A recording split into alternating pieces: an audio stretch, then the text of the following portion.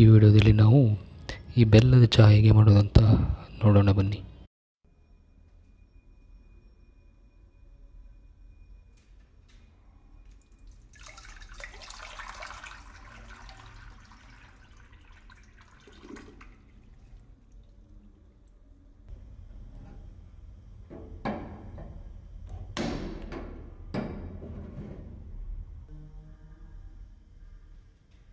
ನಿಮಗೆ ರುಚಿಗೆ ಎಷ್ಟು ಬೇಕಾಗುತ್ತೋ ಅಷ್ಟು ಬೆಲ್ಲದ ಹುಡಿಯನ್ನು ತೆಗೆದುಕೊಳ್ಬೇಕು.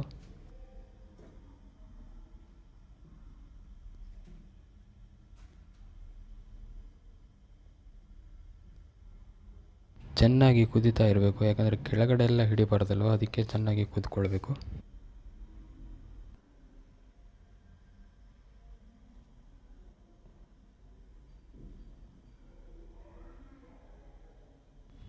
ಆಮೇಲೆ ನೀವು ಸ್ವಲ್ಪ ಚಹಾದ ಪುಡಿಯನ್ನು ತೆಗೆದುಕೊಳ್ಬೇಕು. ಅದು ನಿಮ್ಮ ಚಹಾ ಯಾವ ರೀತಿ ಇರುತ್ತೆ ಅದರ ಮೇಲೆ ಡಿಪೆಂಡ್ ಆಗುತ್ತೆ.